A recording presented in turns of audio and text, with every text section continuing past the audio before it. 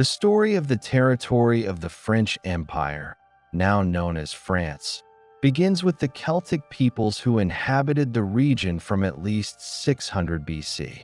These groups, collectively referred to as the Gauls, were not a single political entity but a collection of tribal societies.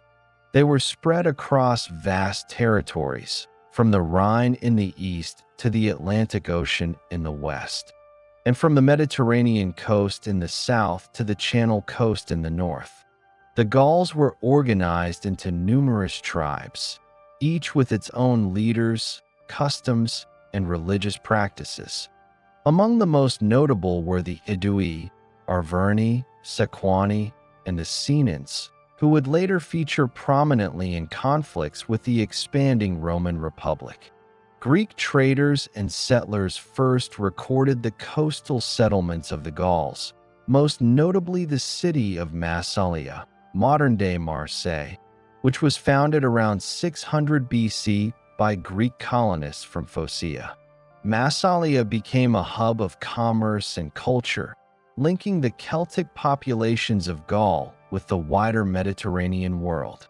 Through these trade networks, the Gauls were exposed to Mediterranean art, pottery, metalwork, and economic practices. Archaeological evidence shows that the Gauls traded extensively in wine, salt, iron, tin, and amber, commodities that were highly valued both locally and in distant markets. These interactions also facilitated the adoption of certain technological innovations, including coinage, which began appearing in southern Gaul by the 5th century BC. Celtic society was hierarchical but flexible, with tribal chiefs at the top, supported by a warrior aristocracy. Below them were farmers, artisans, and merchants, and at the base were laborers and slaves. Celtic tribes were renowned for their metalworking skills, particularly in iron and bronze, which were used for weapons, tools, and ceremonial objects. Religious life was central to Gaulish society. Druids, a priestly class, performed religious ceremonies, acted as judges, and preserved oral histories. They also regulated social conduct and maintained the intricate legal codes of the tribes. Unlike Roman or Greek societies, the Gauls relied heavily on oral tradition, which means that much of their early history is reconstructed from archaeological evidence and external accounts, particularly Roman writings. By the 4th and 3rd centuries BC, Celtic influence extended across much of Western Europe. In Gaul, fortified settlements known as oppida emerged as centers of political, economic, and military activity. These oppida, often located on hilltops, served both as defensive strongholds and marketplaces. Archaeological excavations have revealed sophisticated urban planning, including roads, walls, and designated areas for trade and craft production, indicating a high level of social organization. Additionally, the Gauls were skilled horsemen and cavalry fighters, which later became a significant factor in their interactions with neighboring powers. The first Roman records of Gaul date to the 2nd century BC, when the Roman Republic began interacting with the tribes across the Alps. Conflicts arose primarily because the Gauls raided northern Italy, and Rome had a growing strategic interest in controlling the trade routes and fertile lands of Gaul. By 125 BC, Roman campaigns in Transalpine Gaul were already underway, establishing the province of Gallia Narbonensis along the Mediterranean coast. This coastal province served as a bridge for Roman cultural, economic, and military influence into the heart of Gaul. The Roman historian Polybius and later authors documented these interactions, noting the martial prowess and fierce independence of the Gauls. The tribes were formidable in battle, often employing large infantry forces combined with cavalry. However, their decentralized political structure made unified resistance difficult. While some tribes formed temporary alliances, intertribal rivalries often undermined coordinated defense against external powers. The defining moment in the recorded history of Gaul came with Julius Caesar's campaigns from 58 BC to 50 BC, described in his Commentarii de Bello Gallico. Caesar's commentaries are the most detailed contemporary account of Gaul, providing insights into the geography, society, and politics of the tribes he encountered. Caesar conducted campaigns across northern and central Gaul, facing resistance from major tribal confederations such as the Helvetii, the Belgae, and the Arverni, led by King Vercingetorix. His military strategy combined engineering, diplomacy, and brute force, including fortifications, river crossings, and siegecraft. One of the most notable episodes was the Gallic uprising led by Vercingetorix in 52 BC. Vercingetorix successfully united several tribes in a coordinated rebellion against Roman occupation. He employed scorched earth tactics to deny Caesar's army supplies and led a series of engagements culminating in the Siege of Alesia. Despite initial successes, Vercingetorix was ultimately defeated due to Caesar's superior siege engineering and strategic coordination. The surrender at Alesia marked the effective end of large-scale organized Gallic resistance and signaled the integration of Gaul into the Roman Republic. The Roman conquest brought significant changes to Gaulish society. While military defeat imposed Roman authority, cultural integration proceeded gradually. Latin became the administrative language, Roman law replaced tribal customs, and Roman infrastructure, such as roads, aqueducts, and public buildings, transformed the landscape. Cities such as Lugdunum, modern Lyon, and Arlate, Alls, became administrative and economic centers, facilitating trade and governance. Roman Gaul retained elements of its Celtic heritage, especially in rural areas, but Roman institutions, military organization, and economic systems became dominant. Religion also evolved during this period. While traditional Gaulish deities continued to be worshipped in some regions, Roman gods and imperial cult practices were introduced. Temples, altars, and inscriptions across Gaul attest to the blending of Celtic and Roman religious traditions. Archaeological evidence from sanctuaries, votive offerings, and funerary practices illustrates the syncretism that characterized the Romanization of Gaul. By the end of Caesar's campaigns in 50 BC, Gaul was firmly under Roman control, divided into provinces for administrative purposes, but the Gauls' cultural identity persisted. The combination of Roman governance, infrastructure, and cultural influence laid the foundation for future developments in the region, creating a society that blended Celtic traditions with Roman organization. These changes set the stage for Gaul's evolution into the medieval kingdoms that would eventually become the French state. Trade, agriculture, and artisanal production flourished under Roman rule. Gaul became an essential supplier of grain, wine, and metalwork to the Roman Empire. Roads and ports enabled the efficient movement of goods, armies, and information, facilitating the integration of Gaul into wider imperial networks. In addition, Roman military colonies and veteran settlements contributed to the urbanization and Romanization of the territory. After the conquest of Gaul by Julius Caesar between 58 BC and 50 BC, the territories that make up modern France were integrated into the Roman Republic, later the Roman Empire, as a series of provinces. Roman Gaul, or Gallia, was divided into multiple administrative regions: Gallia Lugdunensis in the central and northern areas, Gallia Belgica in the northeast, Gallia Aquitania in the southwest, and Gallia Narbonensis along the Mediterranean coast. This provincial system allowed Rome to govern effectively while facilitating taxation, military control, and cultural assimilation. The conquest brought profound changes to Gallic society. Roman administration introduced a structured bureaucracy, codified laws, and new systems of governance. Provincial governors managed local affairs under the authority of Rome, ensuring that taxes, legal decisions, and military obligations adhered to imperial standards.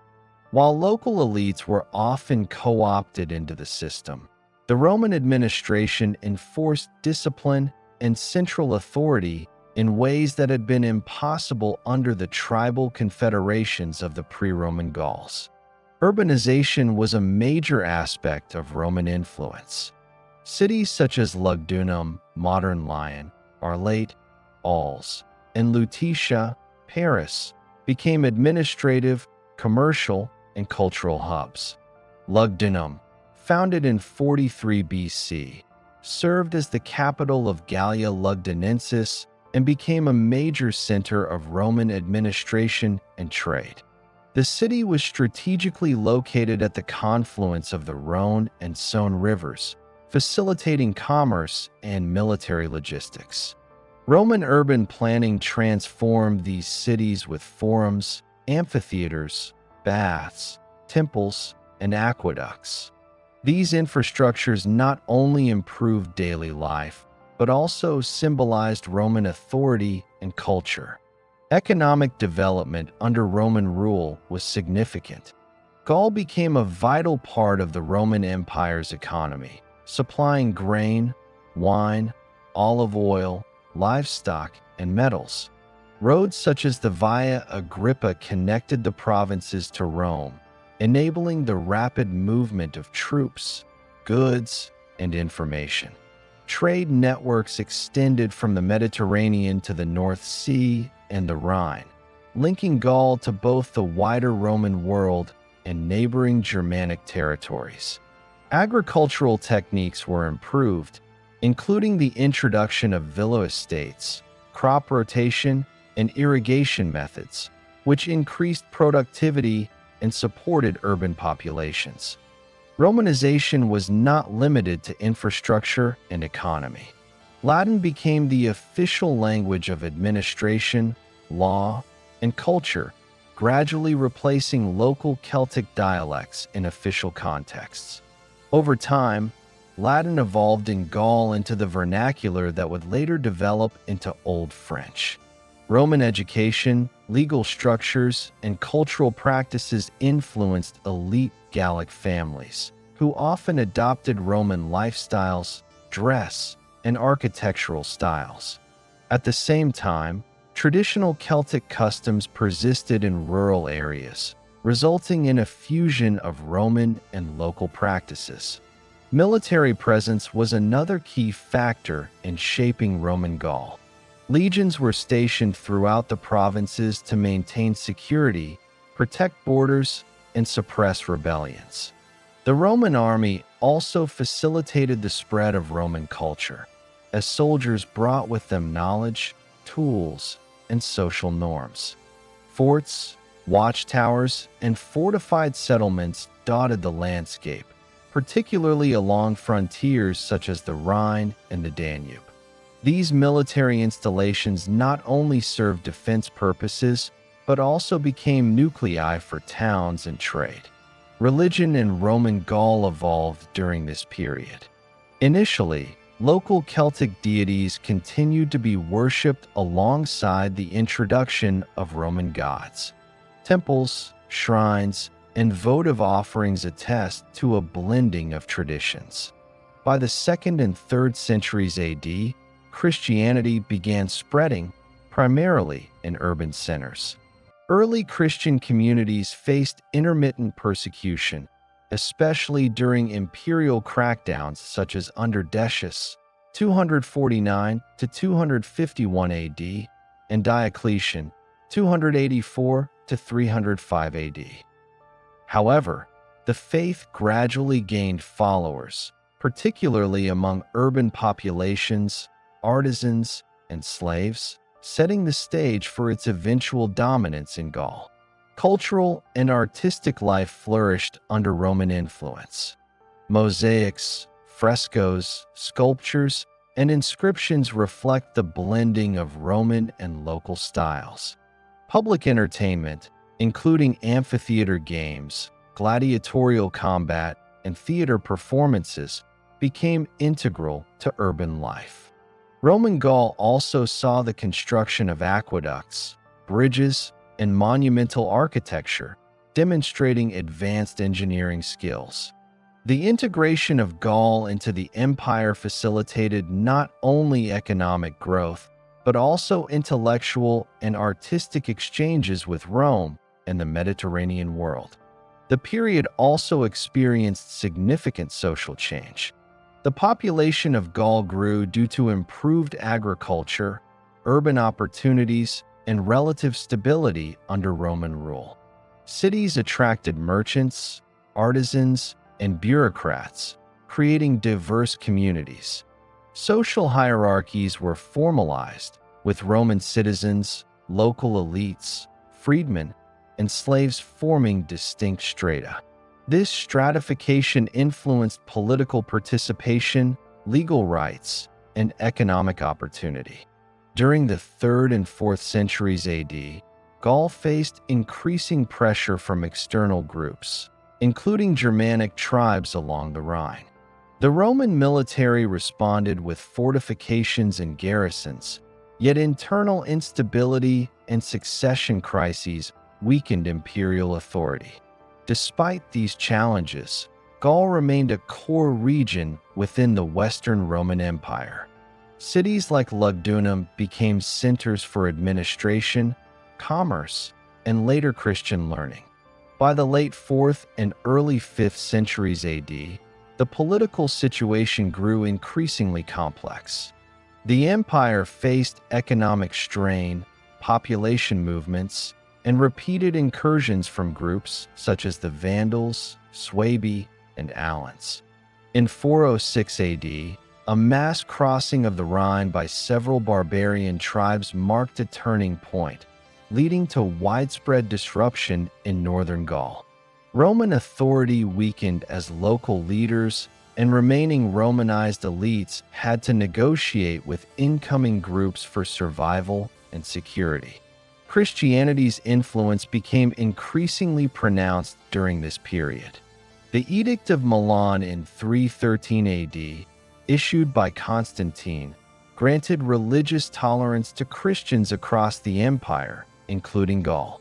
Over the following decades, Christian communities organized ecclesiastical hierarchies, established bishoprics, and built churches, gradually replacing pagan temples as centers of communal life.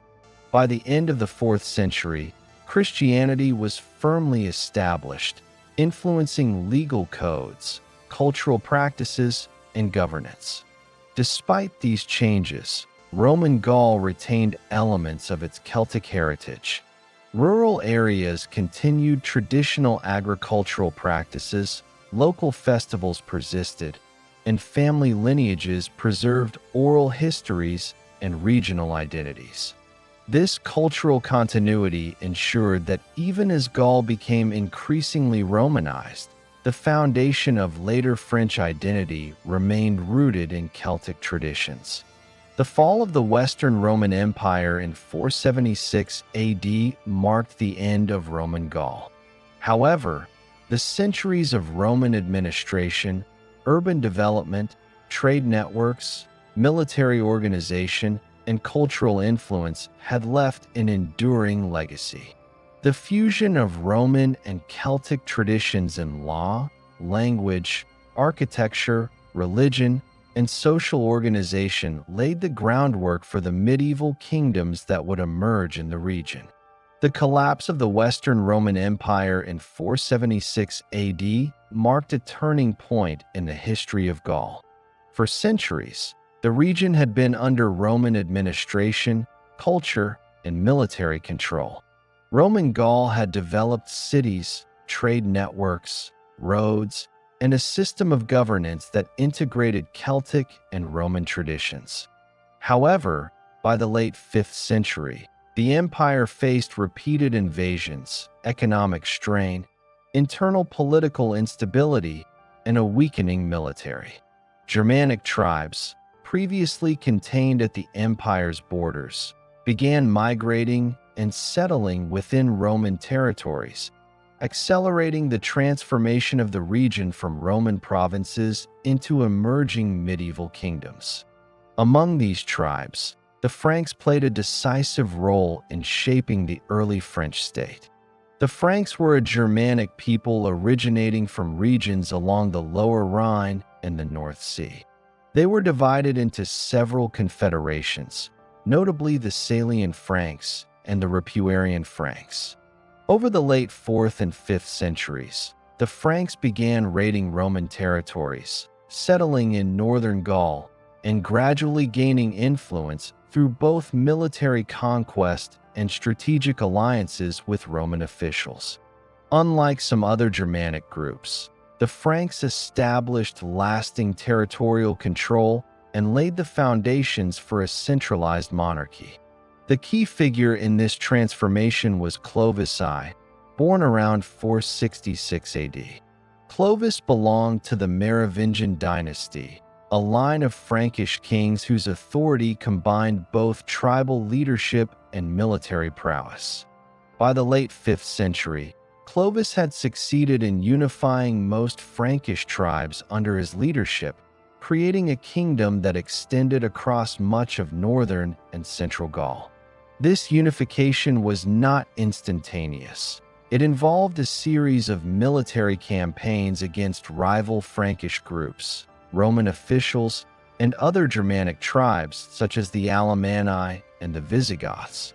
Clovis's ability to consolidate power relied on both strategic military skill and alliances with local elites, including Romanized Gallo-Roman aristocrats who retained influence in cities and territories.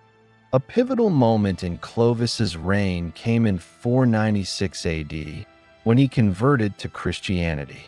According to contemporary sources, including Gregory of Tours, Clovis was baptized in Reims by Saint Remigius, a leading bishop of the Roman Catholic Church.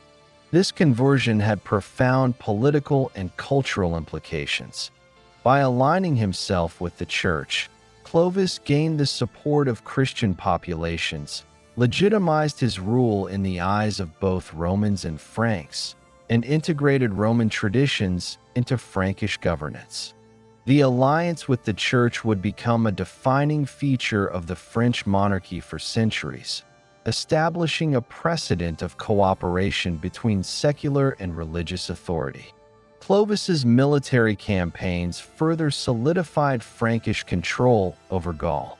One of his most significant victories was over the Visigoths at the Battle of Veil in 507 AD, which allowed the Franks to annex Aquitaine and expand their influence into southwestern Gaul. These campaigns extended Frankish authority over a large and diverse territory, encompassing Romanized cities, rural Celtic communities, and newly settled Germanic populations. Clovis's governance incorporated elements of Roman administration, including taxation, legal structures, and urban management, while maintaining the tribal traditions and military structures of the Franks. Socially and culturally, this period represented a fusion of Roman and Germanic elements. The urban centers of Gaul retained their Roman architecture, forums, and public institutions, while rural areas continued Celtic agricultural practices and local customs. Frankish elites adopted aspects of Roman law, literacy, and Christian religious practices. At the same time, tribal councils, warrior codes, and kinship networks remained central to governance and military organization. This blending created a hybrid society that would evolve into medieval France, combining the administrative efficiency of Rome with the decentralized authority of Germanic tribal leadership. Christianity's role in this era was particularly significant. The conversion of Clovis and his followers accelerated the spread of Catholicism throughout Gaul. Bishops gained authority not only as religious leaders, but also as political advisors, mediators, and administrators. Church property, liturgy, and education became increasingly integrated into the governance of the Frankish kingdom. This foundation of church-state partnership would endure through the Carolingian period and influence the development of the French monarchy in later centuries. Economically, the collapse of Roman authority disrupted trade networks and urban economies. However, under Frankish rule, local markets and artisanal production persisted. Cities such as Reims, Soissons, and Paris continued as administrative and commercial hubs. Agricultural production remained the backbone of the economy, with peasants working the land to supply both local populations and the elite. Over time, the integration of Roman infrastructure, such as roads and bridges, allowed the Franks to maintain internal communication and military logistics, despite the broader decline of the Western Roman Empire. The Merovingian dynasty under Clovis established several key principles of governance that would endure. First, the concept of territorial kingship, rather than purely tribal leadership, became central. Second, the alliance with the church provided legitimacy and stability. Third, the incorporation of Roman administrative techniques and legal principles ensured continuity in governance and law. These foundations enabled the Frankish kingdom to expand, resist external threats, and integrate diverse populations. Clovis' death in 511 AD marked the end of his reign, but not the consolidation of the kingdom. The Merovingian tradition of dividing territories among heirs led to periods of internal fragmentation. Nevertheless, the Frankish realm established under Clovis provided a template for political unity, centralized authority, and cultural synthesis that would influence subsequent dynasties, particularly the Carolingians. The blending of Roman, Celtic, and Germanic elements during this period laid the foundation for the emergence of the French state, both culturally and politically. This era also witnessed broader transformations across Europe. The decline of centralized Roman authority created a landscape in which local leaders, tribal coalitions, and emerging monarchies filled the void. Gaul, under Clovis and the Merovingians, became a model for the transition from classical antiquity to the early medieval period. The successes of the Franks demonstrated how military skill, strategic alliances, religious legitimacy, and administrative adaptation could transform a fragmented region into a durable kingdom. The death of Clovis I in 511 AD ushered in a complex period in the history of the Frankish kingdom, marked by both continuity and fragmentation. Following Merovingian tradition, Clovis's realm was divided among his 4 sons, creating a patchwork of territories across northern and central Gaul. This division, while consistent with Germanic inheritance customs, introduced political instability, as rivalries among heirs and their successors often led to civil wars and power struggles. Despite these internal conflicts, the Merovingian dynasty retained symbolic authority, maintaining the framework of kingship that would influence France for centuries. During this period, known as the Merovingian era, governance relied heavily on personal loyalty, military support, and the alliance between kings and local aristocrats. The Merovingian kings depended on counts and dukes to administer territories, collect taxes, enforce laws, and maintain order. These local leaders wielded significant autonomy, often challenging royal authority. The frequent partitioning of the kingdom among heirs weakened centralized control, creating opportunities for ambitious nobles and regional powers to expand their influence. Religious institutions played a critical stabilizing role. The church, already aligned with Clovis, became an essential partner in governance. Bishops acted as advisors, administrators, and arbiters of justice, helping maintain order in times of political fragmentation. Monastic communities, such as those at Luxeuil and St. Denis, emerged as centers of learning, culture, and literacy. Monks preserved classical texts, copied manuscripts, and trained future clerics, ensuring the continuity of knowledge even as political structures fluctuated. The 6th and 7th centuries witnessed numerous conflicts among Merovingian rulers. Battles such as those between Clovis I and his brothers exemplified the pattern of fraternal competition for territorial control. These struggles, while disruptive, also reinforced the necessity of alliances, marriage ties, and political negotiation. Over time, the frequent division and recombination of territories led to the gradual rise of regional power bases, where local magnates gained influence over administration, military forces, and land tenure. By the 7th century, the mayors of the palace, originally chief administrators of the royal household, became the effective rulers of the Frankish kingdoms. This power shift culminated with the rise of the Carolingian family, particularly the lineage of Charles Martel. Charles Martel, who ruled as mayor of the palace from 714 to 741 AD, consolidated power through both military success and administrative control. He is best known for his victory at the Battle of Tours in 732 AD, where Frankish forces halted the advance of Muslim armies from the Iberian Peninsula. This victory not only secured the Frankish heartland, but also positioned Charles Martel as a preeminent military and political leader, overshadowing the nominal authority of the Merovingian kings. Charles Martel's son, Pepin the Short, continued the consolidation of power. By 751 AD, with the support of the papacy, Pepin deposed the last Merovingian king and assumed kingship, founding the Carolingian dynasty.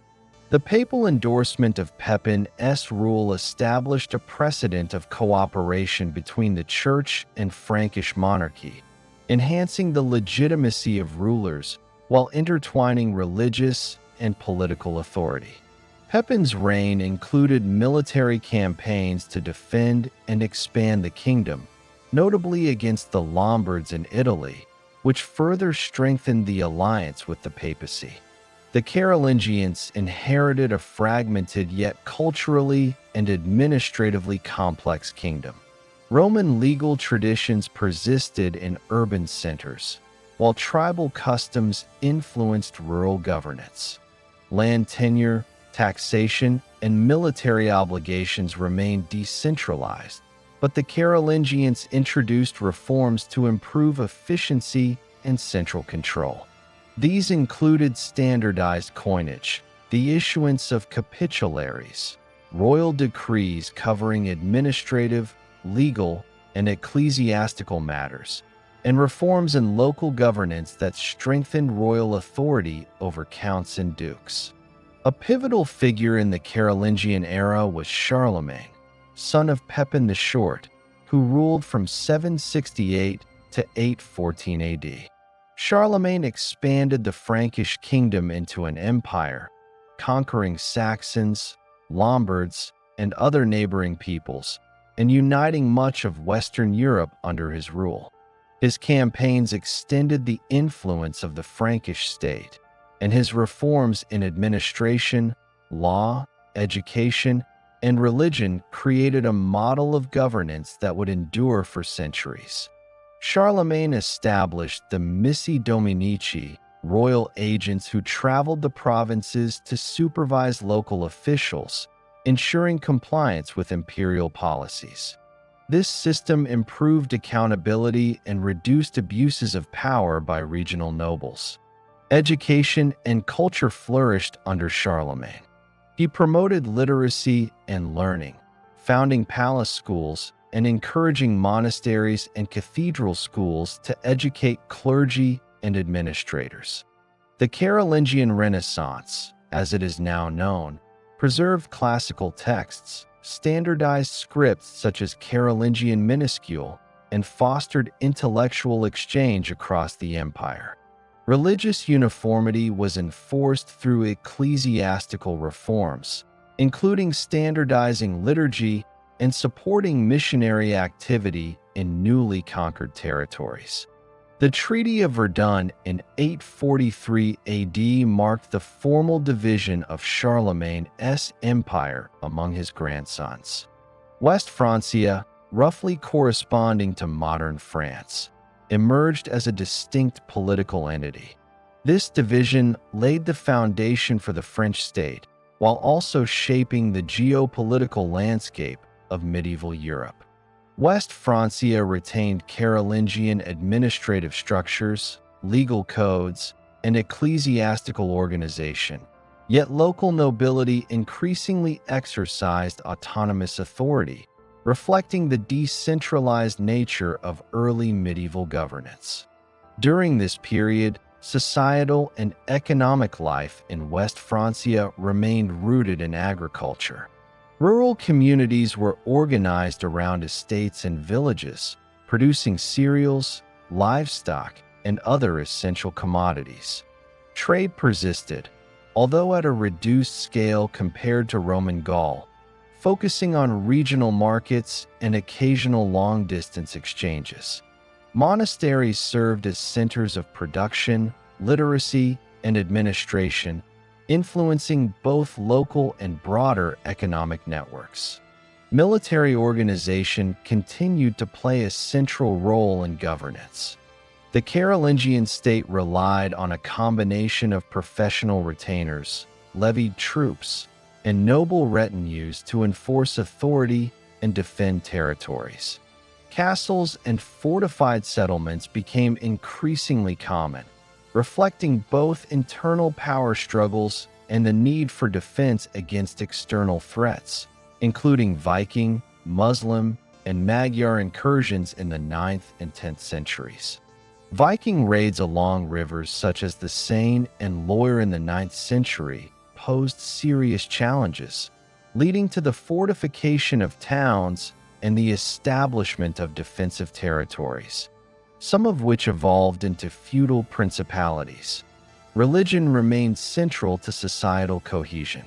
Bishops and abbots played significant roles in administration, education, and social welfare. The Church's influence extended into law, dispute resolution, and the legitimation of rulers. Monastic reform movements, including the Benedictine reforms, strengthened monastic discipline, scholarship, and missionary work, contributing to both cultural and territorial consolidation. By the 10th century, West Francia was a mosaic of powerful nobles, ecclesiastical territories, and residual Carolingian authority. While kings remained symbolic figures, actual power often lay with dukes and counts who controlled military forces and local administration. This decentralized structure set the stage for the later development of feudalism, a system that would dominate France for centuries. Nevertheless, the institutional and cultural foundations laid during the Merovingian and Carolingian periods, including centralized administration, legal codes, urban centers, ecclesiastical alliances, and military organization, provided continuity amidst political fragmentation. The death of the last Carolingian rulers in West Francia, including Louis V in 987 AD, ended Carolingian rule and led to the election of Hugh Capet, founder of the Capetian dynasty. This transition marks the culmination of a period that transformed fragmented tribal territories into a kingdom with enduring administrative, legal, and religious frameworks. The legacy of the Merovingians and Carolingians is evident in the structures of monarchy, the integration of Roman and Germanic traditions, and the establishment of political and cultural patterns that would shape medieval and modern France. The death of the last Carolingian king of West Francia, Louis V, in 987 AD marked the end of Carolingian authority in the region. The Frankish nobles, seeking a ruler who could provide stability without reigniting dynastic conflict, elected Hugh Capet as king, founding the Capetian dynasty. Hugh's election represents a turning point in French history, as it established a hereditary monarchy that would endure for centuries, gradually consolidating fragmented territories into a cohesive kingdom. At the beginning of the Capetian era, the king's authority was limited. Hugh Capet directly controlled the Île-de-France, a relatively small territory surrounding Paris, while much of the kingdom was dominated by powerful feudal lords, counts, and dukes who exercised local governance, maintained private armies, and administered justice. The early Capetians, therefore, relied heavily on negotiation, strategic marriages, and alliances to maintain authority over nominally independent vassals. Despite these limitations, the Capetian kings emphasized the principle of hereditary succession, which ensured continuity and gradually strengthened the monarchy's legitimacy. One of the key strategies of Capetian consolidation was marriage alliances. By marrying into influential noble families, the kings expanded their influence, secured loyalty, and acquired new territories without resorting to constant military campaigns. These alliances also connected the monarchy to ecclesiastical authorities, reinforcing the church's support for Capetian rule. Over time, the network of loyal vassals, combined with the symbolic authority of the monarchy, enabled the kings to gradually extend their control beyond the Île-de-France. Military power remained essential for maintaining authority. The Capetians relied on both royal armies and feudal levies provided by vassals. Castles became a prominent feature of the landscape, serving as military fortifications, administrative centers, and symbols of feudal authority. The construction and control of these fortifications allowed the monarchy to project power, defend strategic locations, and monitor potentially rebellious nobles. Over the course of the 11th and 12th centuries, these fortifications facilitated the gradual expansion of royal influence into previously independent territories. The Capetian kings also leveraged the support of the church. Bishops and abbots acted as advisors, administrators, and mediators, reinforcing the legitimacy of the monarchy while managing local affairs. Religious institutions contributed to education, literacy, and record-keeping, providing essential administrative support to the crown. The church's alignment with the monarchy also enabled the king to assert moral authority over vassals, which became a crucial tool in enforcing loyalty and mediating disputes. Economically, Capetian France experienced gradual growth and urban development. Towns and cities expanded along trade routes, particularly in regions such as Flanders, Champagne, and along the Loire and Seine rivers. Markets and fairs facilitated the exchange of agricultural products, textiles, and luxury goods, contributing to the emergence of a merchant class. Coinage became more standardized, supporting commercial activity and taxation. The growing economic strength of towns increased their importance in regional politics and allowed the monarchy to leverage urban support for consolidating power. Legal and administrative reforms also played a crucial role. The Capetians began to codify laws, administer justice through royal courts, and assert control over the appointment of local officials. The king's court became a central institution for resolving disputes, enforcing contracts, and maintaining order. Over time, this system reduced the arbitrary authority of local lords and established the monarchy as the ultimate source of legal authority. These administrative measures helped create a more uniform and cohesive state, laying the groundwork for centralized governance. The reigns of key Capetian kings, including Philip I (1060 to 1108), Louis VI (1108 to 1137), and Louis VII (1137 to 1180), illustrate the gradual consolidation of royal power. Philip I focused on strengthening the monarchy's authority in the Île-de-France and fostering alliances with the Church. Louis VI, known as Louis the Fat, expanded royal influence through military campaigns against rebellious nobles and fortified key territories. Louis VII participated in the Second Crusade, 1147 to 1149, enhancing the monarchy's international prestige and securing alliances with other European powers. These reigns collectively demonstrate the Capetian strategy of incremental consolidation through diplomacy, military action, and ecclesiastical support. The Capetians also engaged in territorial expansion through conflict and negotiation.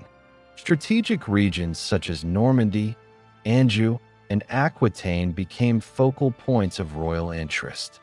The complex web of feudal allegiances often required the monarchy to mediate disputes, enforce vassal obligations, and occasionally resort to military action to assert control. The use of both force and diplomacy allowed the Capetians to gradually extend their influence over regions that were nominally independent or controlled by powerful lords. By the late 12th and early 13th centuries, under Philip II Augustus, 1180 to 1223, the monarchy achieved significant territorial expansion and strengthened centralized authority. Philip II reclaimed lands previously held by the English crown, including Normandy, Anjou, and parts of Aquitaine, through both conquest and strategic diplomacy. He reorganized administration, improved taxation systems, and developed a professional royal army, reducing the reliance on feudal levies. Philip II's reign marked a turning point, establishing the Capetian monarchy as a dominant force in France. Cultural and religious life flourished during this period. Gothic architecture emerged, exemplified by the construction of cathedrals such as Notre Dame de Paris, reflecting the integration of artistic innovation with religious devotion. Monastic reform movements, including the Cistercians and Cluniacs, influenced spiritual life, education, and agricultural development. Universities began to emerge in cities such as Paris, fostering intellectual growth and creating a class of educated clergy and administrators. These developments enhanced the monarchy's cultural prestige and contributed to the social cohesion of the kingdom. The Capetian period also witnessed the evolution of the feudal system, which structured society and governance. Lords controlled lands and owed military service to the king, while peasants worked the land under various obligations. Over time, The monarchy sought to assert authority over feudal lords, standardizing obligations and reinforcing central oversight.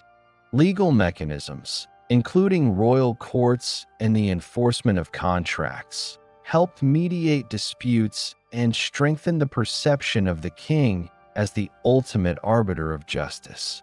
By the end of the Capetian period in 1328 AD, the monarchy had established a strong institutional framework, centralized authority over key territories, and laid the foundations for a unified French kingdom. The Capetians successfully navigated the complexities of feudal politics, leveraged ecclesiastical support, expanded territorial control, and fostered economic and cultural development. These achievements created a cohesive state capable of projecting power, sustaining internal stability, and influencing European politics. The period from 1328 to 1498 AD in France was defined by war, political transformation, social upheaval, and cultural development. It began with the end of the direct Capetian line and the accession of the Valois dynasty. In 1328 AD, after the death of Charles IV, the last Capetian king without a male heir, Philip VI of Valois was crowned. This succession was contested by Edward III of England, whose claim through his mother led to the outbreak of the Hundred Years' War, 1337 to 1453, a protracted conflict that profoundly shaped France's political landscape, social structure, and national identity. The Hundred Years' War was not a continuous battle but a series of campaigns, truces, and intermittent fighting over the legitimacy of French royal succession and control over territories such as Aquitaine. Early phases favored England, with notable victories at Crécy, 1346, and Poitiers, 1356, where the English longbowmen demonstrated the evolving nature of medieval warfare. The French monarchy faced repeated military setbacks, internal dissent, and financial strain, highlighting the fragility of feudal levies and decentralized authority. Amid these challenges, France experienced severe demographic crises, most notably the Black Death, 1347 to 1351.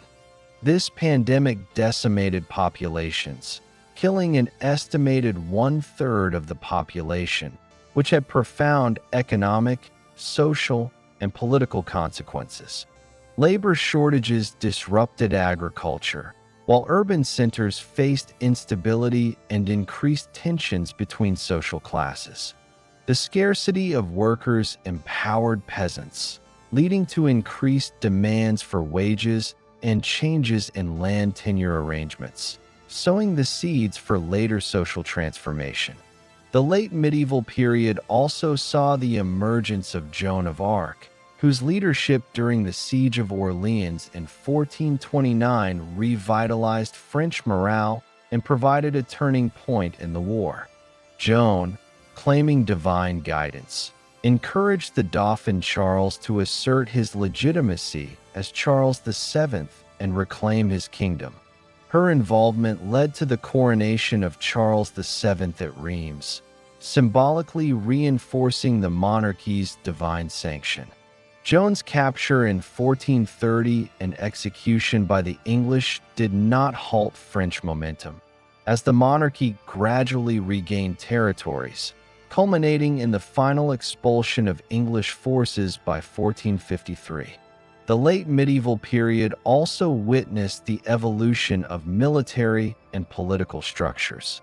The reliance on feudal levies gave way to professional armies, including the use of standing troops, mercenaries, and artillery, reflecting the broader European military revolution. Castles and fortifications evolved in response to advances in siege technology, including the development of gunpowder artillery. The French monarchy increasingly centralized military command, asserting authority over both territorial lords and urban militias. Economically, France gradually recovered from the demographic shocks of plague and war. Agricultural production stabilized through improved techniques and land management, while trade networks re-established connections with Flanders, Italy, and other European regions. Urban centers, including Paris, Lyon, and Rouen, became hubs of commerce, finance, and craft production. Guilds regulated trade, ensured quality, and protected the interests of artisans, contributing to the resilience of towns amid broader social disruption. Cultural and intellectual life flourished despite the turbulence.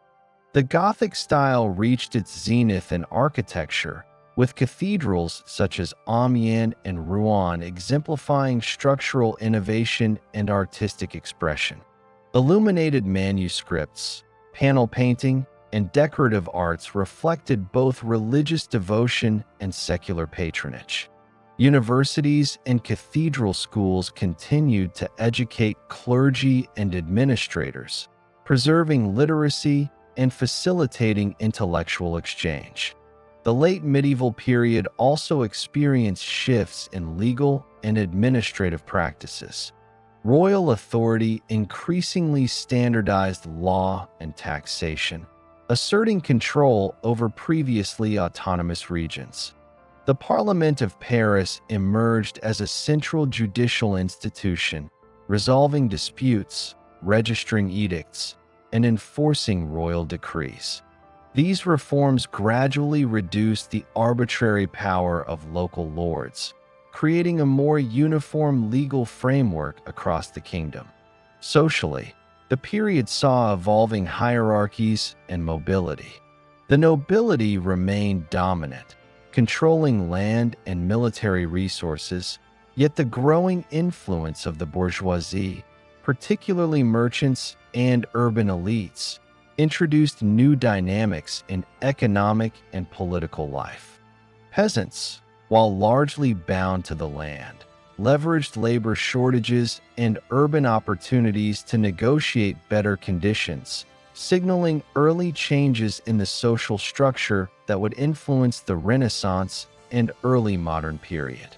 Religion remained central to daily life and governance. The Catholic Church continued to influence education, morality, and social cohesion. Monastic reform movements, pilgrimages, and the construction of parish churches reinforced spiritual authority and community identity. Religious institutions also played a role in mitigating the effects of war and plague, providing care for the sick and support for the poor. The conclusion of the 100 Years' War marked the end of an era of foreign domination and internal fragmentation. By 1453, France had reclaimed most territories, consolidated the monarchy's authority, and initiated a period of reconstruction. The monarchy strengthened its fiscal capacity, reorganized military structures, and reasserted control over regional lords, laying the groundwork for the centralized state of the Renaissance. In parallel, the late 15th century witnessed the emergence of exploration, early statecraft, and administrative reforms. Monarchs began to codify laws, develop bureaucracies, and establish standing institutions that enhanced governance. The foundations of a modern state began to take shape, bridging the medieval and early modern periods. By the accession of Charles VIII in 1483 and his personal rule starting in 1498, France was positioned as a reunified and increasingly centralized kingdom. The monarchy possessed stronger authority than at the beginning of the Valois dynasty. Urban and rural economies had recovered, and cultural life was preparing to transition into the Renaissance. The experiences of war, plague, and social upheaval had reshaped French society, reinforcing royal power and creating the conditions for France to emerge as a dominant European state in the early modern era. The period from 1498 to 1610 AD in France is marked by political consolidation, cultural flourishing, religious upheaval, and early global expansion. This era began with the accession of Louis XII in 1498, but it is most closely associated with the reign of Francis I, 1515 to 1547, whose rule epitomized the French Renaissance. Francis I strengthened royal authority, promoted arts and education, and positioned France as a cultural and political leader in Europe. Francis I actively centralized the monarchy, building upon the foundations laid by late medieval Valois kings. He expanded royal bureaucracy, enhanced fiscal administration, and strengthened the legal system. One of his notable initiatives was the creation of the Parliament of Paris as a central judicial institution, which extended royal authority over local courts and standardized the application of law. These reforms reinforced the monarchy's capacity to govern effectively across diverse regions, from the Isle de France to Provence and Brittany. The Renaissance in France was characterized by a profound revival of arts, literature, and learning. Francis I was a significant patron, inviting Italian artists, architects, and scholars to his court. Figures such as Leonardo da Vinci, who spent his final years in France under royal patronage, and architects of the Loire Valley chateaux, exemplified the blending of Italian Renaissance influence with French tradition. Chateaux such as Chambord, Chenonceau, and Fontainebleau reflected innovation in architecture, decorative arts, and urban planning, demonstrating the monarchy's cultural prestige. Education and scholarship expanded during this period. Francis I established the Collège de France in 1530 to promote humanist learning and provide instruction beyond the theological focus of universities. Printing and the dissemination of texts facilitated the spread of knowledge, enabling access to classical works and new ideas in science, philosophy, and literature. Intellectual networks connected France to broader European humanist movements, fostering dialogue between scholars, artists, and policymakers. Despite cultural achievements, France faced internal religious conflict. The 16th century saw the rise of Protestantism, particularly the Huguenots, influenced by the Reformation in Germany and Switzerland. Tensions between Catholics and Protestants escalated into the French Wars of Religion, 1562 to 1598, a series of intermittent civil wars involving nobility, urban populations, and foreign powers. Key events included the Massacre of Vassy, 1562, the St. Bartholomew's Day Massacre in 1572, and numerous sieges and battles that devastated cities, disrupted trade, and challenged the authority of the monarchy. The monarchy navigated these crises with a combination of negotiation, coercion, and strategic alliances. The Edict of Nantes in 1598, issued by Henry IV, granted limited religious tolerance to Huguenots while reaffirming Catholicism as the state religion.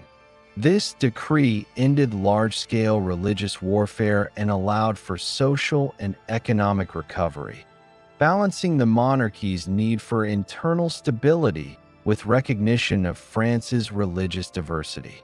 Henry IV's pragmatic governance emphasized reconstruction, infrastructure development, and fiscal reforms, laying the groundwork for long-term centralization and prosperity.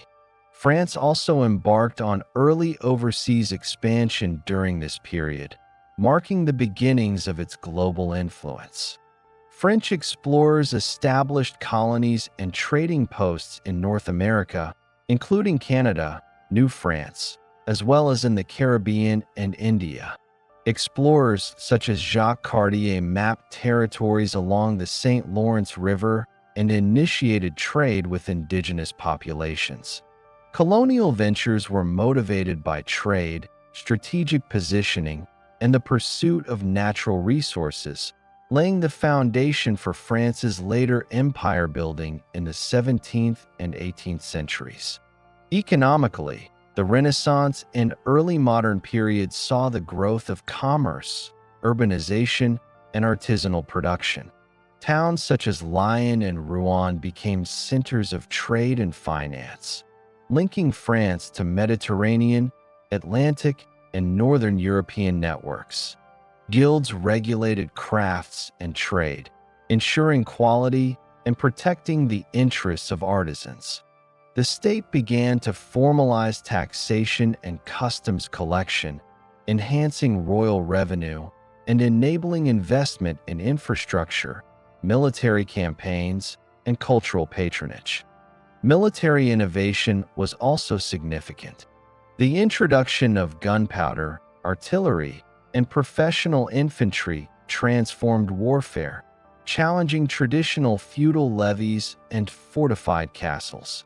French armies adapted to these changes, combining cavalry, infantry, and artillery to assert royal authority both domestically and in European conflicts.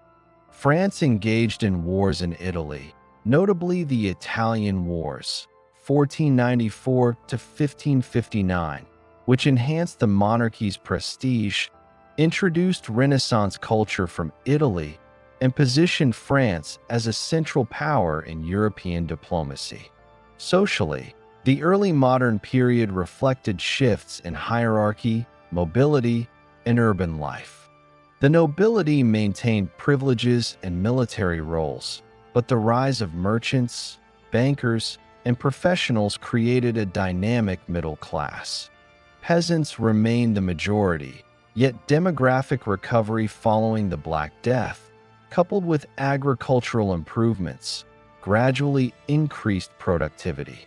Towns offered economic opportunities, while education and literacy expanded beyond the clergy, contributing to a more engaged and informed population.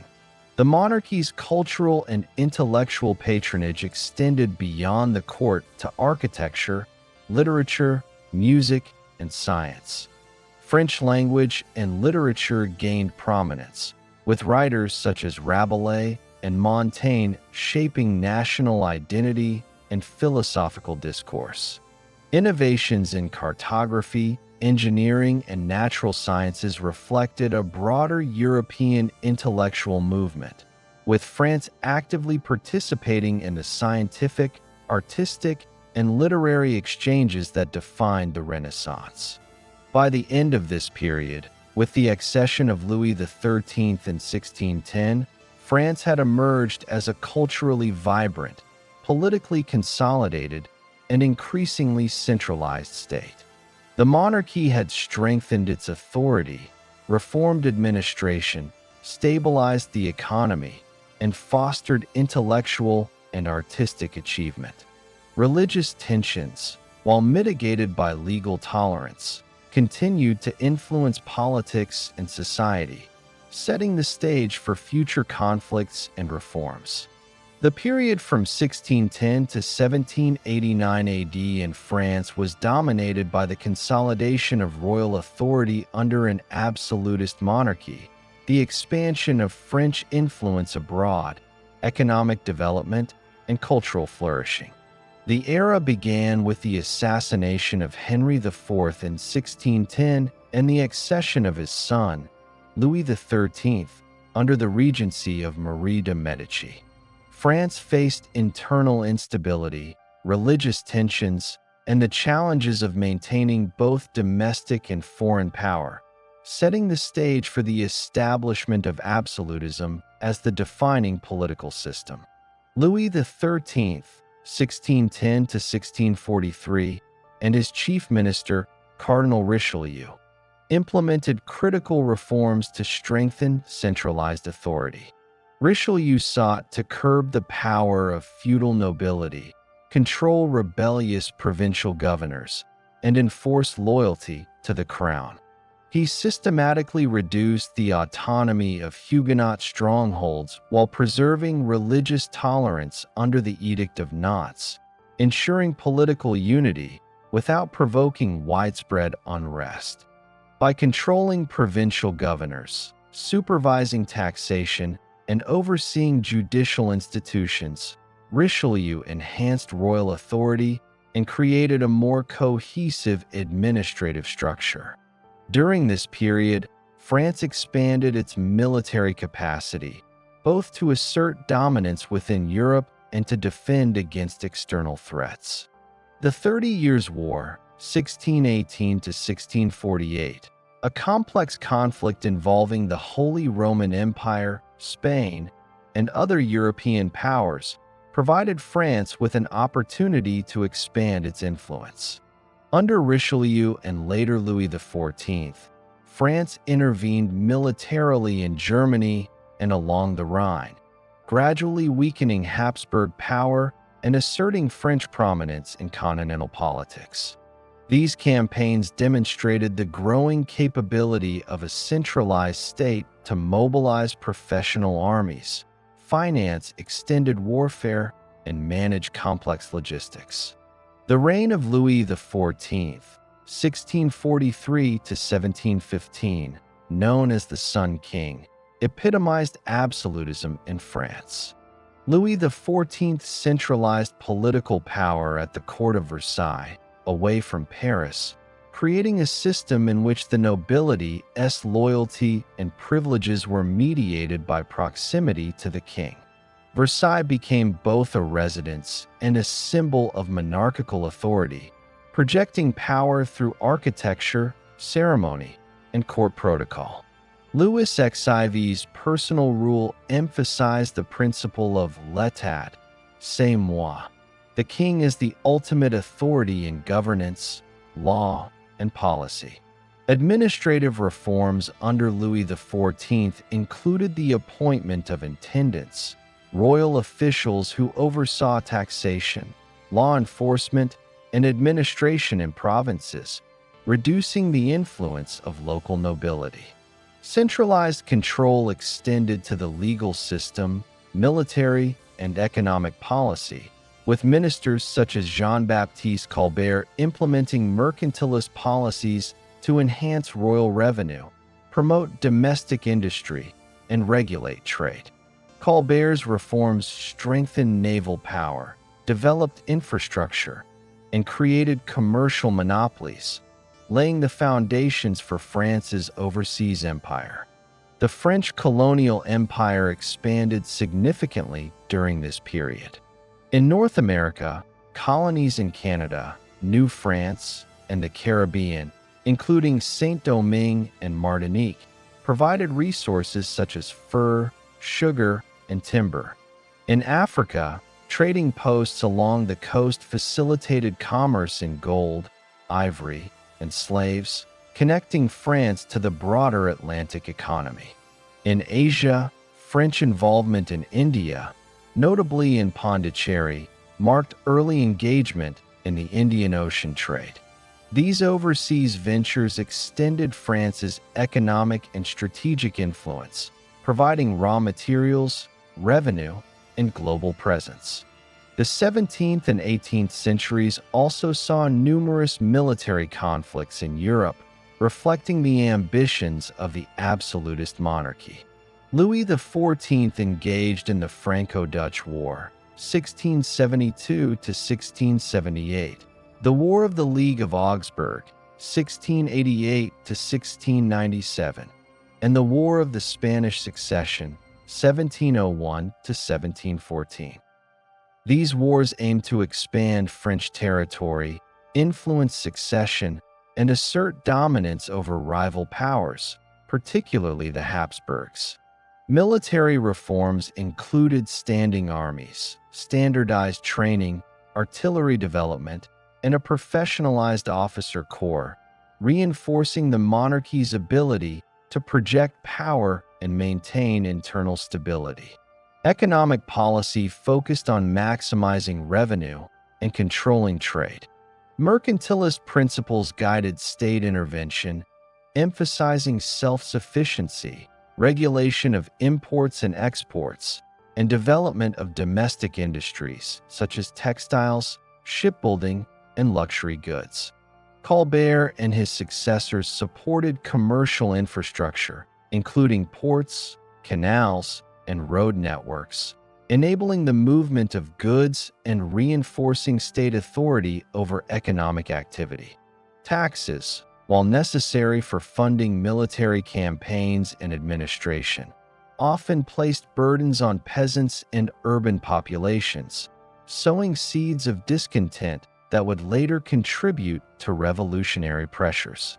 Culturally, France became the epicenter of European intellectual, artistic, and literary life.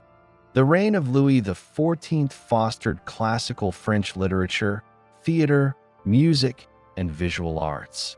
Institutions such as the Académie Française, founded in 1635, standardized the French language and promoted scholarship. Architecture and urban planning flourished, with Versailles symbolizing both the monarchy's grandeur and the integration of art, politics, and power. Courtly patronage encouraged poets, painters, sculptors, and composers, reinforcing France's cultural leadership and the monarchy's prestige. Religious policy reinforced centralized authority. While the Edict of Nantes initially maintained a measure of tolerance for Huguenots, Louis XIV's revocation of the edict in 1685 through the Edict of Fontainebleau suppressed Protestantism, forcing conversion, exile, or persecution. This policy unified the kingdom under Catholicism, but it also resulted in the emigration of skilled artisans and merchants, weakening certain economic sectors. The monarchy's close relationship with the Catholic Church reinforced moral authority, legitimized political power, and integrated religious institutions into governance. Later in the 18th century, under Louis XV, 1715 to 1774, and early Louis XVI, there was continued absolutist governance alongside economic and social challenges. France maintained its military and colonial ambitions, yet the financial strain of wars, including the 7 Years' War, 1756 to 1763, placed heavy burdens on the state. Inefficient taxation systems, unequal social structures, and rising discontent among the lower and middle classes created tensions that would eventually lead to revolutionary upheaval. Despite these challenges, France retained cultural leadership, scientific achievement, and administrative structures that reflected centuries of consolidation under the absolutist monarchy. France's colonies continued to play a strategic and economic role. Sugar plantations in the Caribbean became highly profitable, relying on enslaved labor imported from Africa. Trade with North America and Asia expanded, contributing to the wealth of the monarchy and commercial elites. Military forts, trading posts, and naval bases extended French influence globally, marking France as a major player in transoceanic commerce, diplomacy, and military strategy. These colonies also exposed France to global competition with Britain, Spain, and the Netherlands, shaping military, economic, and diplomatic policies throughout the 17th and 18th centuries. Socially, French society remained hierarchical, with the First Estate, clergy, Second Estate, nobility, and Third Estate, commoners, delineating rights, obligations, and privileges. While the monarchy and nobility maintained authority, urbanization, literacy, and commercial growth began to shift the balance of influence. The emerging bourgeoisie gained wealth and influence, particularly in cities like Paris, Lyon, and Marseille, laying the foundation for social transformations in the revolutionary period. The period from 1789 to 1815 AD marks one of the most transformative eras in French history, characterized by political revolution, social upheaval, and the rise and fall of the First French Empire under Napoleon Bonaparte. The French Revolution fundamentally altered the political, legal, and social landscape of France, challenging centuries of monarchy, aristocratic privilege, and established religious authority. The revolution began in 1789 under the reign of Louis XVI, whose inability to address financial crises, social inequality, and demands for reform precipitated widespread unrest. France faced severe fiscal strain due to debt from wars, including support for the American Revolution, coupled with a regressive taxation system that disproportionately burdened the Third Estate, comprising peasants, urban workers, and the emerging bourgeoisie. Widespread food shortages and economic hardship fueled popular discontent, leading to the convocation of the Estates General in May 1789. At the Estates General, tensions between the privileged estates, clergy, and nobility, and the Third Estate resulted in the declaration of the National Assembly on June 17, 1789, signaling the assertion of popular sovereignty over royal prerogative. The subsequent tennis court oath established a commitment to draft a constitution, reflecting Enlightenment ideals of governance, rights, and representation. In July 1789, the storming of the Bastille became the symbolic beginning of revolutionary action, representing a challenge to monarchy, oppression, and feudal authority. The revolution proceeded through successive phases, including the constitutional monarchy, 1789 to 1792, the Republican phase, 1792 to 1795, and the Radical Reign of Terror, 1793 to 1794. The monarchy was abolished in 1792, and Louis XVI was executed in January 1793 alongside his wife, Marie Antoinette. Revolutionary governments sought to centralize authority, redefine citizenship, and implement social reforms, including secularization of the state, redistribution of land, and codification of laws to replace feudal practices. During this period, France faced internal rebellions, such as the Vade Uprising, and external threats from coalition armies of Austria, Prussia, Britain, and Spain, who sought to suppress the revolution and restore monarchical authority. Military mobilization, conscription, and innovation led to the creation of mass citizen armies, reflecting the fusion of nationalism and military organization. French revolutionary forces achieved significant victories, defending the Republic and exporting revolutionary principles across Europe. The rise of Napoleon Bonaparte transformed the revolution into an imperial project.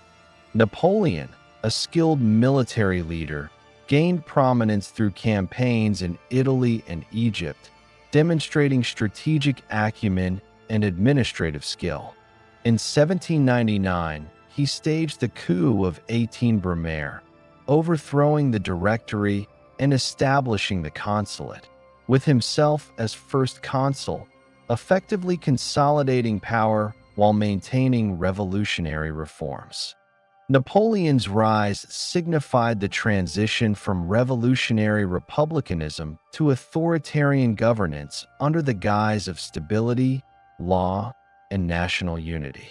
In 1804, Napoleon declared himself Emperor of the French, inaugurating the First French Empire.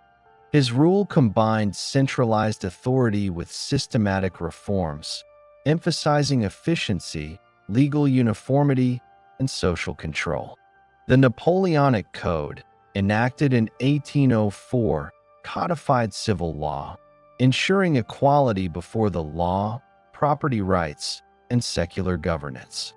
These legal reforms became a lasting legacy, influencing legal systems in Europe and colonies worldwide. Napoleon's military campaigns reshaped Europe. Between 1803 and 1815, France engaged in the Napoleonic Wars, expanding its influence across the continent. Key victories at Austerlitz, 1805, Jena, 1806, and Wagram, 1809, solidified French dominance, while satellite states and alliances, including the Kingdom of Italy, the Confederation of the Rhine, and the Duchy of Warsaw, extended the empire's reach. The continental system, imposed to weaken Britain economically, reflected Napoleon's strategic vision for continental control. Napoleon's rule also emphasized administrative centralization. Prefects administered departments, standardizing governance, taxation, and law enforcement. Education reforms, including the establishment of lycées, aimed to produce loyal and competent civil servants. Economic initiatives included regulation of trade, infrastructure development, and support for industry, all intended to strengthen national capacity and sustain military campaigns. However, the empire faced persistent challenges. Nationalist resistance in Spain, Portugal, and parts of Germany, coupled with the logistical and strategic difficulties of the Russian campaign in 1812, marked turning points in Napoleon's fortunes. The catastrophic retreat from Moscow, combined with the formation of the Sixth Coalition, culminated in his abdication in 1814 and exile to Elba. Napoleon briefly returned during the 100 Days in 1815, but his defeat at the Battle of Waterloo led to final exile on St. Helena, where he died in 1821. The period from 1789 to 1815 fundamentally reshaped France. The revolution dismantled feudal structures, established legal equality, and asserted national sovereignty. Napoleon's centralized administration, standardized laws, and expanded France's influence across Europe. Although the empire ultimately fell, the political, legal, and social reforms initiated during this period endured, influencing European governance, legal systems, and concepts of citizenship well into the 19th century. Economically, revolutionary and Napoleonic France witnessed modernization efforts, including the rationalization of taxation, standardization of currency, and promotion of industry.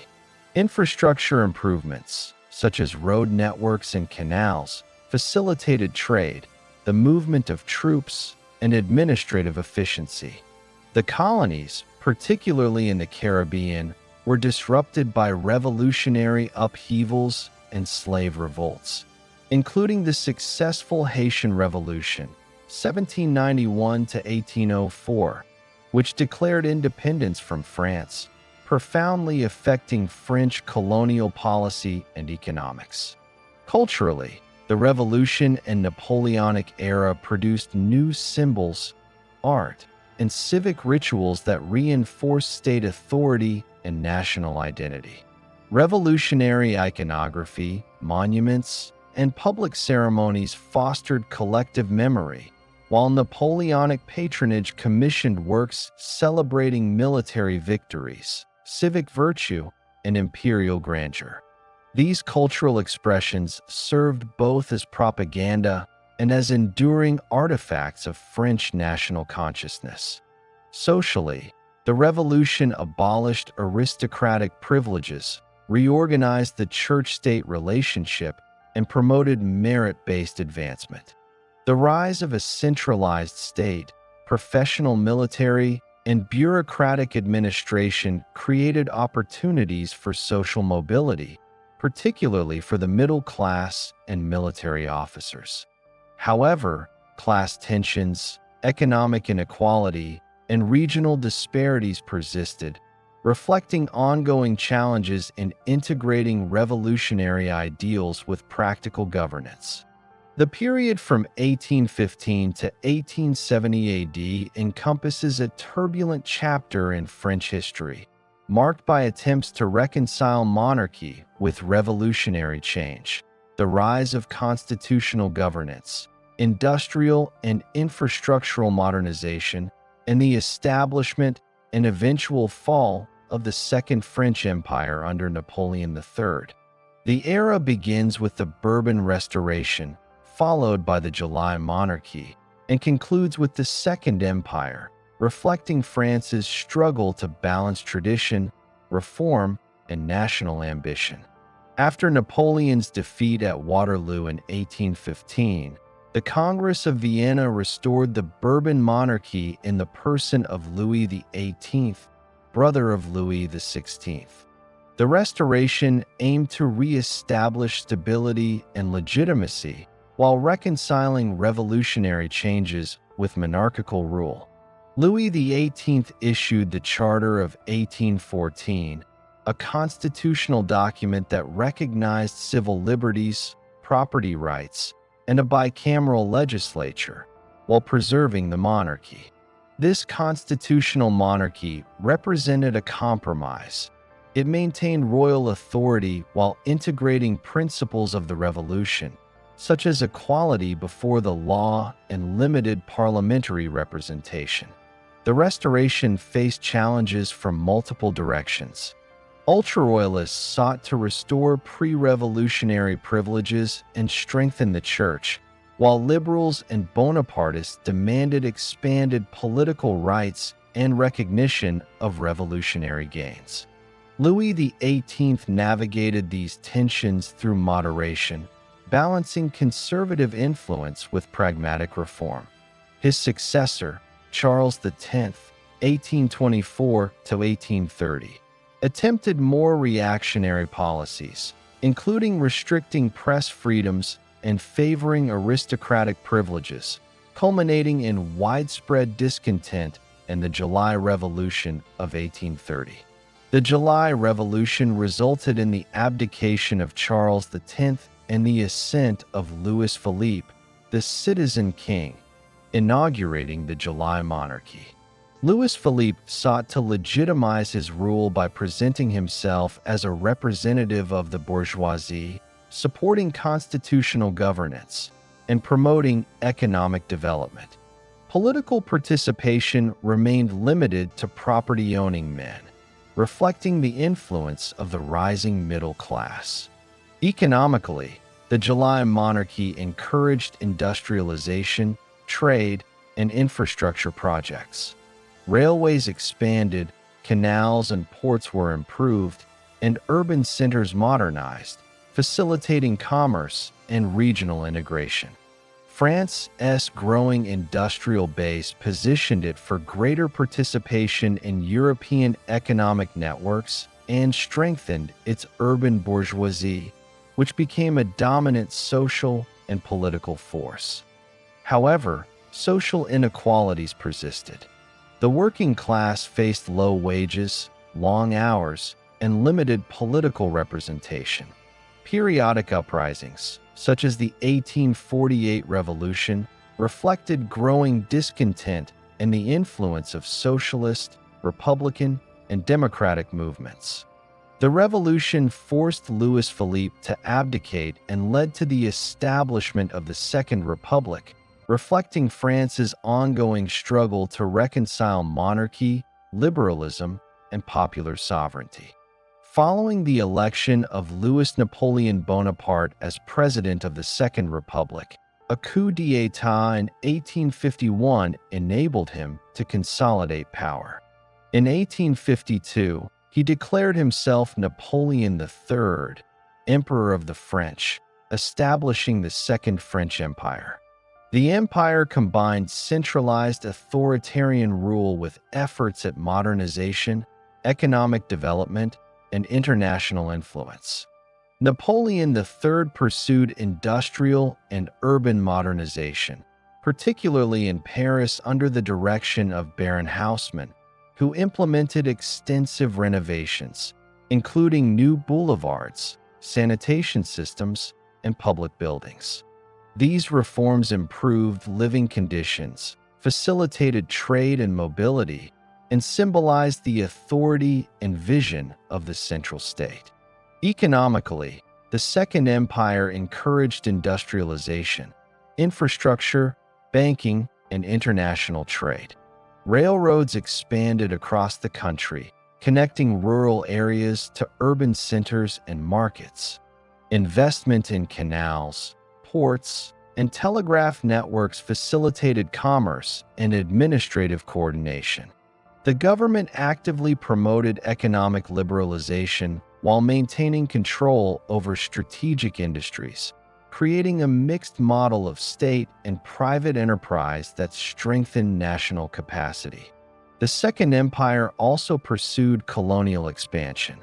French influence extended to Africa, Asia, and the Pacific, including interventions in Algeria, Indochina, and the Pacific Islands. Napoleon III's foreign policy aimed to project French power, secure trade routes, and assert strategic influence globally. Although not as extensive as later colonial empires, these ventures established the foundations of French overseas presence and military engagement. Napoleon III's foreign policy combined ambition with caution. Successful interventions, such as in Italy during the Second Italian War of Independence, 1859, strengthened France's international position and influence over European affairs. However, miscalculations, including the disastrous Franco-Prussian War, 1870 to 1871, ultimately led to the empire's collapse. The defeat by Prussia exposed military weaknesses and precipitated the abdication of Napoleon III, ending imperial rule and paving the way for the establishment of the Third Republic. Social and political developments during this period were equally significant. The Second Empire restricted political freedoms, censoring the press and suppressing opposition, while simultaneously encouraging modernization and public works. Economic growth benefited the bourgeoisie, yet the working class and rural poor continued to face challenges. Urbanization, migration, and industrialization reshaped social structures, creating both opportunities and tensions within French society. Culturally, the Second Empire promoted arts, science, and public institutions. Museums, academies, and exhibitions fostered innovation and national pride, while architecture, literature, and visual arts reflected the empire's identity and aspirations. Paris, transformed under Haussmann, became a symbol of modernity, state power, and urban planning that would influence cities worldwide.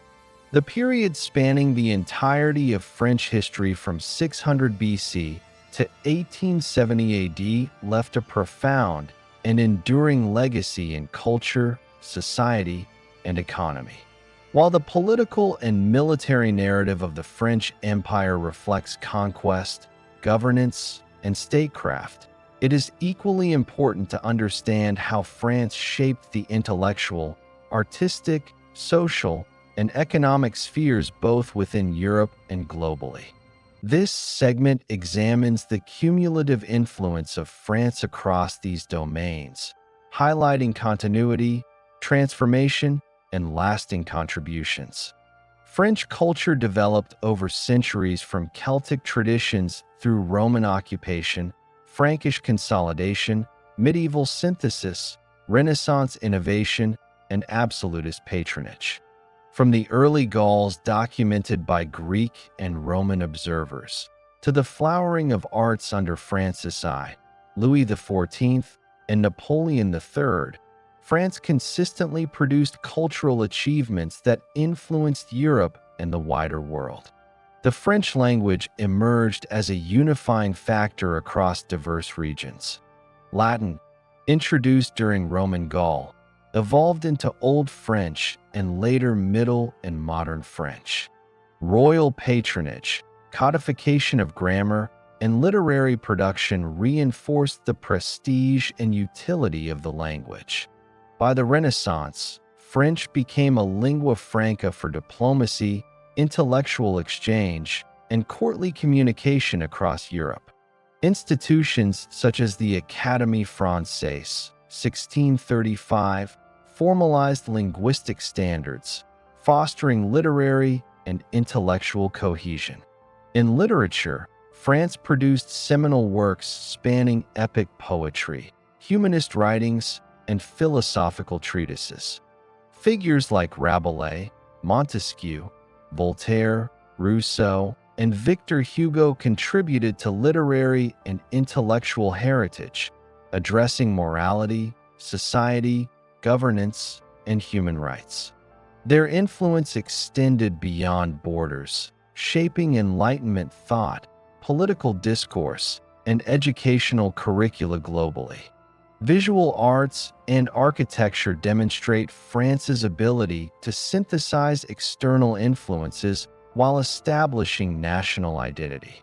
The Gothic cathedrals of the late medieval period, Renaissance chateaux of the Loire Valley, and Baroque and classical structures under Louis XIV exemplify architectural innovation. Art under Napoleon and Napoleon III, including monumental public works, painting, and sculpture, served both aesthetic and propagandistic purposes. French artistic schools and techniques were disseminated across Europe through royal courts, academies, and exhibitions. Music, theater, and performance arts flourished under monarchical and imperial patronage. The development of opera, classical music composition, and theatrical institutions contributed to Europe's performing arts tradition. Royal sponsorship enabled composers, playwrights, and performers to refine their craft, with works often reflecting political themes, religious narratives, and societal values. Education and scholarship reflected France's commitment to intellectual development. The Collège de France, established in 1530, and the network of universities, lycées, and academies under the Bourbon, Napoleonic, and Second Empire periods promoted learning in science, philosophy, law, and the arts. Scientific advancements by French scholars, including contributions to mathematics, astronomy, medicine, and engineering, influenced global knowledge systems and were disseminated through publications, academies, and international collaboration. French social structures evolved from tribal hierarchies, feudal arrangements, and rigid class divisions to more fluid systems under revolutionary and Napoleonic reforms. Early Gaulish society was organized around clans and tribal leadership, while Roman and Frankish governance introduced hierarchical administration, law, and urban civic organization. The feudal period established lords, vassals, and serfs, which shaped social obligations, property rights, and local governance. The French Revolution of 1789 dramatically transformed society by abolishing feudal privileges, creating equality before the law, and establishing civil rights. Revolutionary reforms codified citizenship, eliminated hereditary privilege, and attempted to standardize social governance. The Napoleonic era institutionalized these reforms, particularly through the Napoleonic Code, which recognized individual property rights, regulated family law, and enforced legal equality, setting a standard for civil governance. Urbanization, population growth, and industrialization during the 17th to 19th centuries reshaped social hierarchies. The rise of a bourgeoisie, comprised of merchants, bankers, and professionals, introduced new economic and political influence, while rural populations increasingly participated in market economies. Social mobility, though limited, expanded as education, commerce, and military service offered pathways to prominence. French society also grappled with religious and cultural integration. The conflict between Catholics and Huguenots, religious toleration under the Edict of Nantes, and subsequent secularization during the Revolution reflected evolving approaches to governance, citizenship, and community. French approaches to religious policy influenced global debates on tolerance, secularism, and the role of the state in mediating faith. France's economic development over 2.5 millennia laid the foundation for a modern European economy. Early Celtic and Roman trade networks facilitated the exchange of goods, including metals, ceramics, wine, and olive oil. Roman infrastructure, including roads, aqueducts, and urban centers, enhanced commercial activity and urbanization, forming the basis for regional economic integration. The medieval period saw the expansion of markets, guilds, and towns. Cities like Lyon, Paris, and Rouen became hubs of trade, craftsmanship, and banking. Agriculture remained the primary economic base, yet innovations in crop rotation, irrigation, and estate management increased productivity. Feudal obligations persisted but gradually gave way to monetized rents and commercialized landholding. The Renaissance and early modern periods expanded commerce and manufacturing. Trade networks linked France to Italy, the Low Countries, and the Atlantic, while colonies provided sugar, furs, timber, and other resources.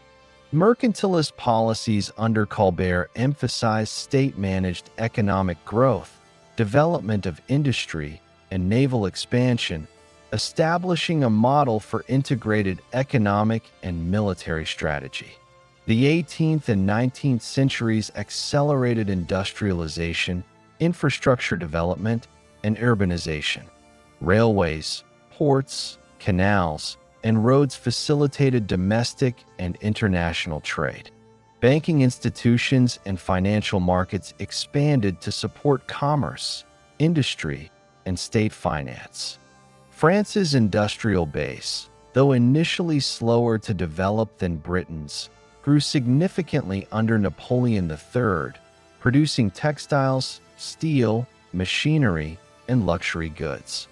The integration of state policy, technological innovation, and global trade allowed France to compete economically on the international stage.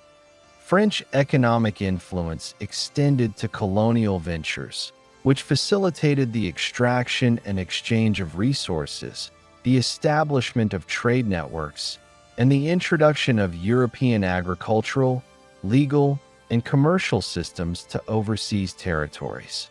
The Caribbean, North America, Africa, and Asia became integral to France's economic expansion, while the experience of colonial administration informed governance, trade policy, and strategic planning within Europe. French cultural, social, and economic developments had an enduring global impact. The French legal model, through the Napoleonic Code, influenced law in Europe, Latin America, Africa, and Asia. French language, literature, and diplomacy shaped European intellectual life and provided a model for education and governance abroad. Colonial enterprises spread French cultural practices, legal systems, and trade networks worldwide.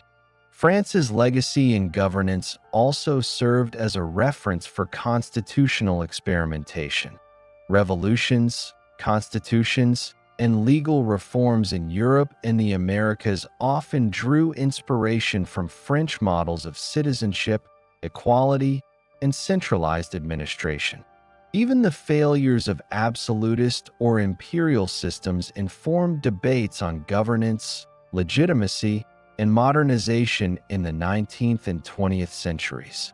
From the earliest records of Celtic Gaul in 600 BC to the fall of the Second French Empire in 1870 AD, the history of France represents a continuous evolution of political authority, social organization, cultural achievement, and global influence. Synthesizing over 2.5 millennia of development, this segment analyzes the patterns, transformations, and enduring legacies that define the entire history of the French Empire, situating it within broader European and global contexts. The political trajectory of France reflects a gradual consolidation of authority from tribal structures to centralized state governance. In the early period, Gaulish tribes were organized through kinship and clan leadership, governed by chieftains and councils. The Roman conquest of Gaul, 58 to 50 BC, introduced provincial administration, codified law, taxation, and urban planning, laying the groundwork for organized governance beyond local tribal authority. Following the collapse of the Western Roman Empire in 476 AD, the Franks, under Clovis I, unified much of Gaul and established the Merovingian dynasty, incorporating Roman legal and administrative traditions. The Carolingian period, particularly under Charlemagne, expanded political authority across Western Europe, introduced standardized administration, and reinforced Christianity as a unifying force. The Treaty of Verdun in 843 AD delineated West Francia, the precursor to modern France. The Capetian dynasty, 987 to 1328, consolidated territorial control, implemented administrative reforms, and strengthened monarchical authority over fragmented feudal territories. Subsequent monarchs, particularly Louis XIV, epitomized absolutism, centralizing power, subordinating nobility, and projecting authority both domestically and internationally. The Revolutionary period, 1789 to 1799, disrupted the monarchy, abolishing feudal privilege, codifying equality before the law, and establishing popular sovereignty, setting the stage for Napoleon's centralized empire. Napoleon's First French Empire, 1804 to 1815, combined revolutionary principles with authoritarian governance, codifying law through the Napoleonic Code, restructuring administration, and building a professional military. The Bourbon Restoration, July Monarchy, and Second French Empire, 1852 to 1870, attempted to reconcile monarchical authority with constitutional and republican ideals, balancing centralization, modernization, and social stability. Across these transitions, France oscillated between monarchy, revolution, and empire, demonstrating adaptability and resilience in governance. Military engagement and territorial expansion were central to France's historical development.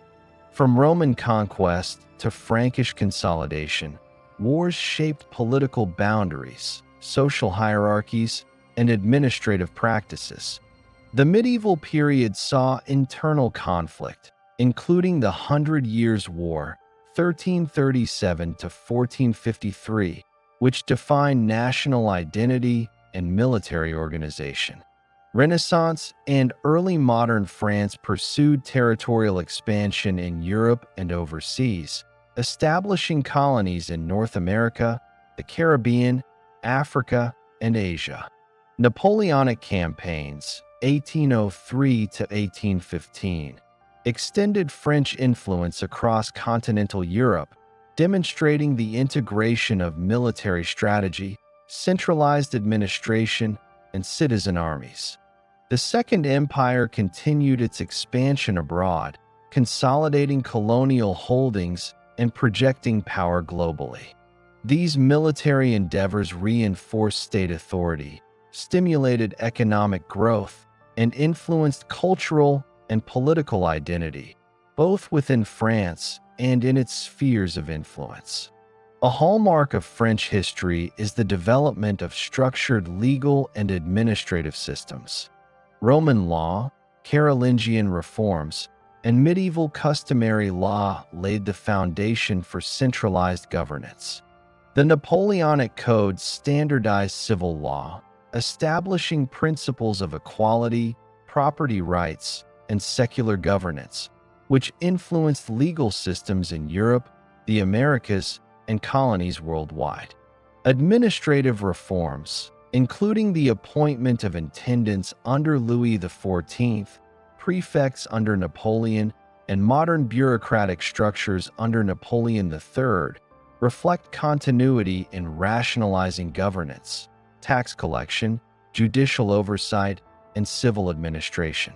France's legal and administrative legacy demonstrates a trajectory from fragmented local governance to centralized, codified state structures. Economic history reflects the interplay of agriculture, trade, industry, and colonial enterprise.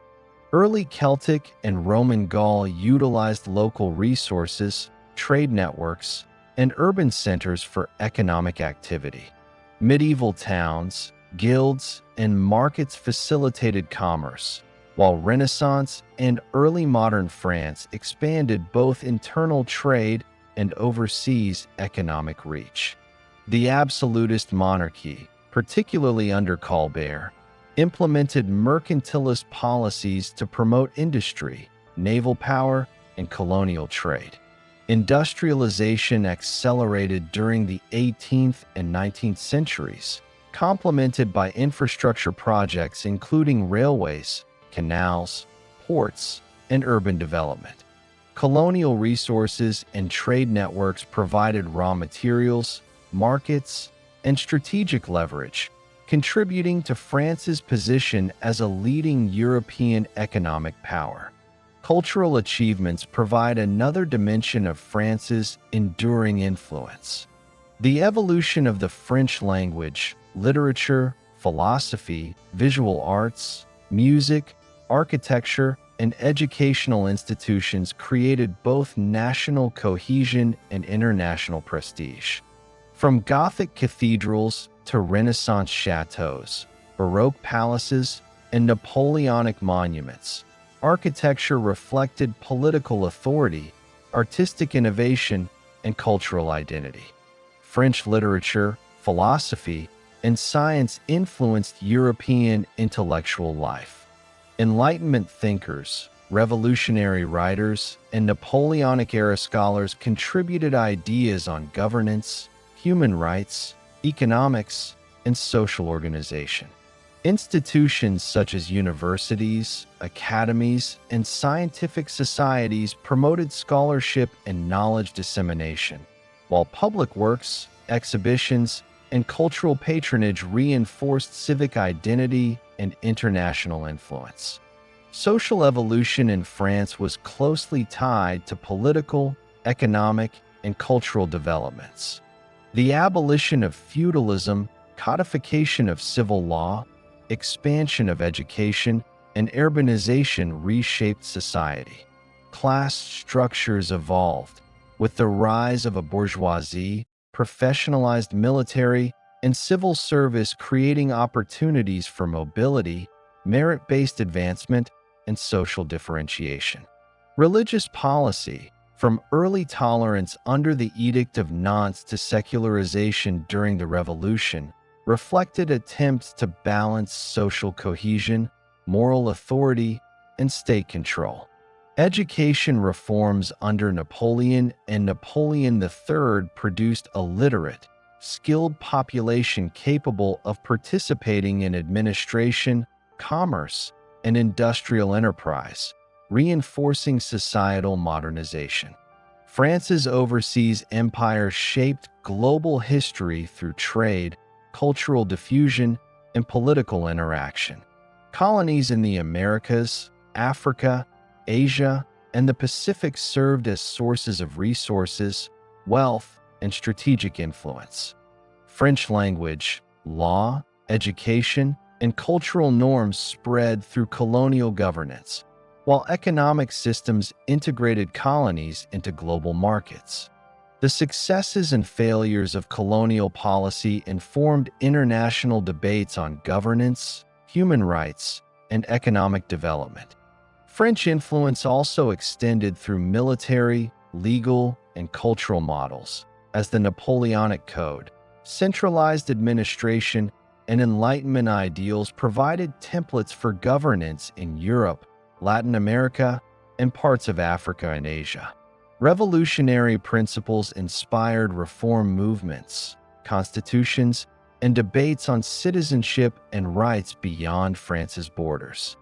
The history of France from 600 BC to 1870 AD illustrates the transformation of a tribal society into a centralized European power capable of influencing politics, law, economy, culture, and global affairs.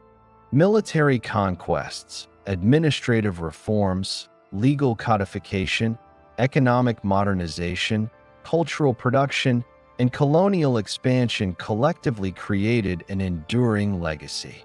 France's trajectory exemplifies adaptability, innovation, and ambition, leaving patterns and institutions that continue to inform governance, law, social structures, and culture in France and across the world.